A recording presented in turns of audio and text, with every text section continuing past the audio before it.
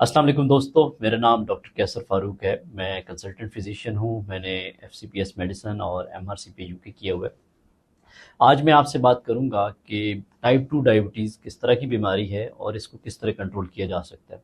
Type 2 diabetes basically एक ग़िज़ाई बीमारी है, जिसको आप खुराक के ज़रिए और अपना लाइफ़स्टाइल बेहतर करके कंट्रोल कर सकते हैं।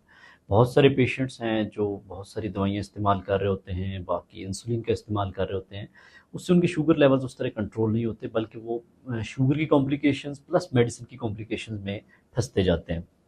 और शुगर आहिस्ता-आहिस्ता उनको अंदर से ख़त्म करती जाती है।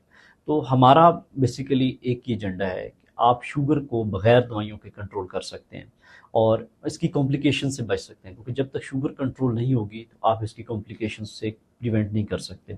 शुगर कंट्रोल होगी तो आप इसकी दवाइयों के साइड इफ़ेक्ट से भी बच सकते हैं और आप शुगर की जो कॉम्प्लिकेशंस हैं, लाइक इसके आँखों पे असर हो जाए तो रेटिनोपैथी हो जाती है, दिल पे अटैक करे तो हार्ट अटैक की प्रॉब्लम कर सकती है, फालिज का अटैक कर सकती है, गुर्दों पे असर कर सकती है और इवन टाँगों पे नमनेस वगैरह कर सकती है, जिसमें न्यूरोपैथी शामिल है।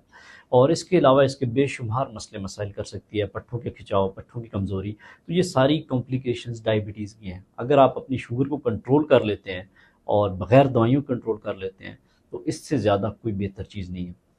और इसी एजेंडे पे हम इसी पॉइंट से कि किस तरह आप अपनी शुगर को कंट्रोल कर सकते हैं और शुगर की कॉम्प्लिकेशन से कैसे बच सकते हैं और दवाइयों से कैसे जान छुड़ा सकते हैं, इसके लिए हम अपना एक वेबिनार करने जा रहे हैं, जिसमें हम आपको एजुकेट करेंगे कि आप अपनी शुगर की दवाइयाँ कैसे छोड़ सकते हैं अगर आप टाइप 2 डायबिटीज़ के पेशेंट हैं, और आप इसकी कॉम्प्लिकेशन से कैसे बच सकते हैं।